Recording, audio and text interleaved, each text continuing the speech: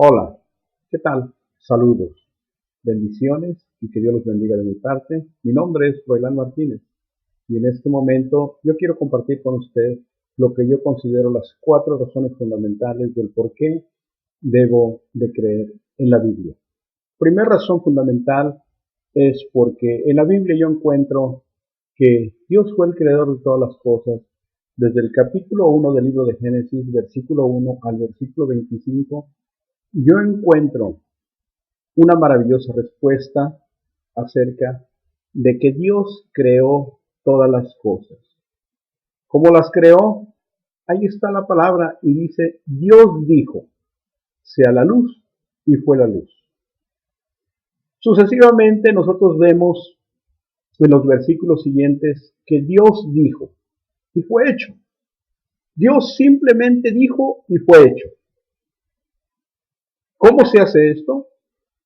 Para una persona que no cree en lo invisible, que no cree en las cosas que pueden suceder cuando hay fe, bueno, puede ser un poquito complicado.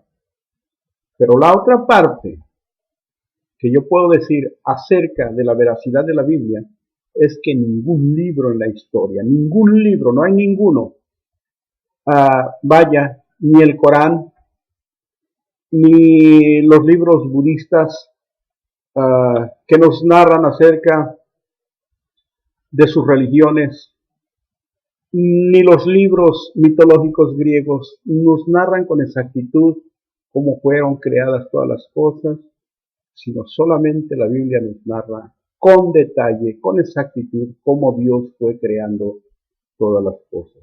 Y son creíbles porque actualmente en esta tierra hay una multitud de denominaciones que consideran la Biblia como parte fundamental de sus creencias y por ende nosotros creemos que la Biblia es creíble porque nos narra este acontecimiento, como acabo de decir, histórico, con muchos detalles sobre los cuales nosotros podemos ver que en realidad tiene razón y es veraz la palabra de Dios. Segundo punto que yo quiero considerar es que Dios fue el creador del ser humano.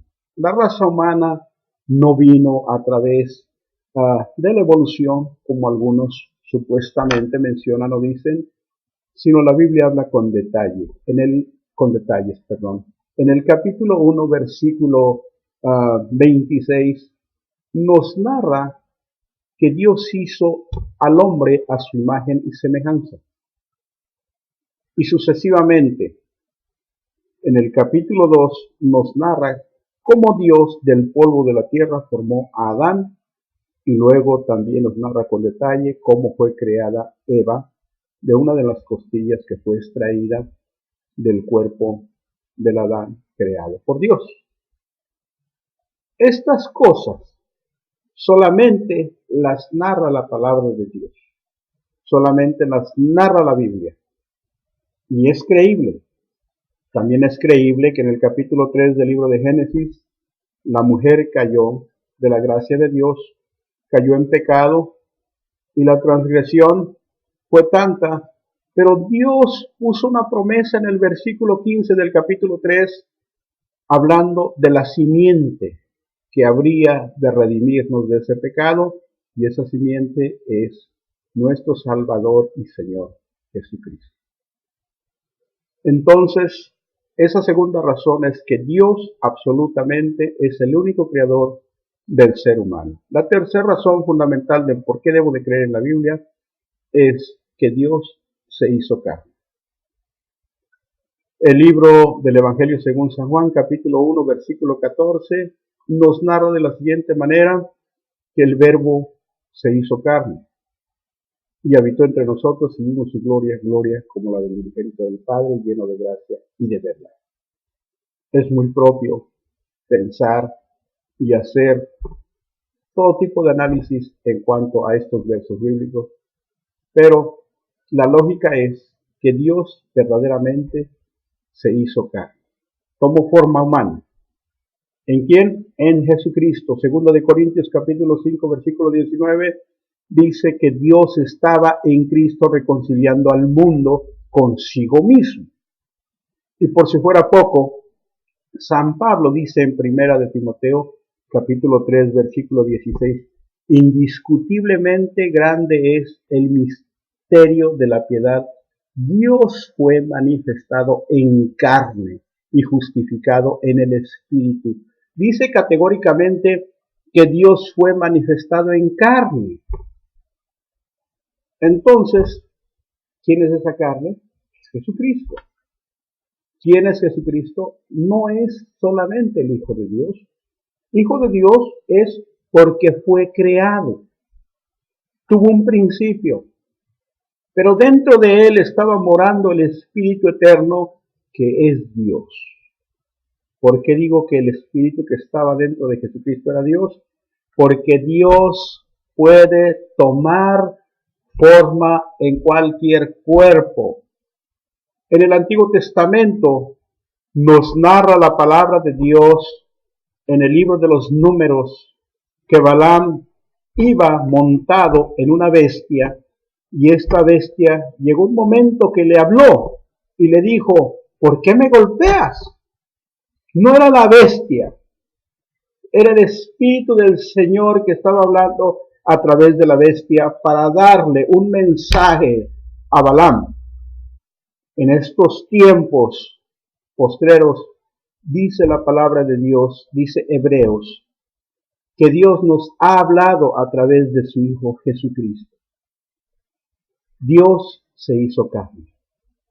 Es muy creíble y es fundamental pensar que esta es una de las razones fuertes de por qué debo yo de creer en la palabra de Dios.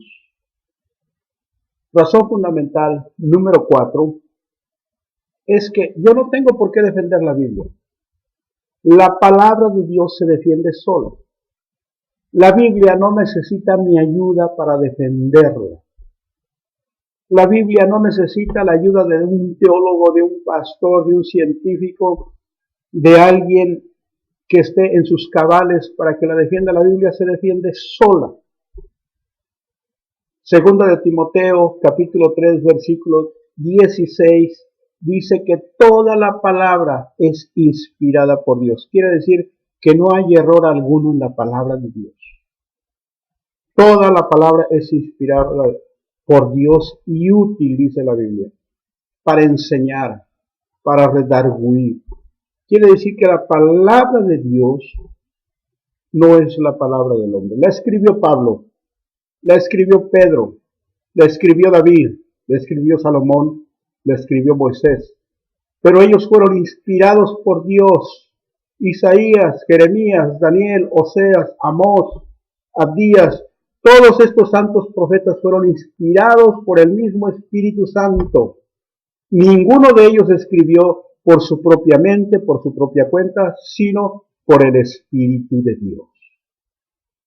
Y por si fuera poco, déjeme decirle, Apocalipsis capítulo 22, versículo 18 y versículo 19 nos dice de la siguiente manera.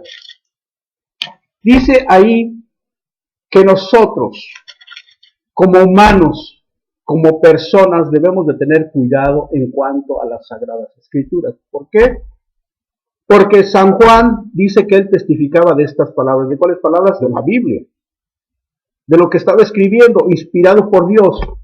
Entonces, dice que tengas cuidado, dice que yo tenga cuidado al añadir palabras o cosas a lo que dice este maravilloso libro, porque de lo contrario, las plagas caerán sobre ti o sobre mí.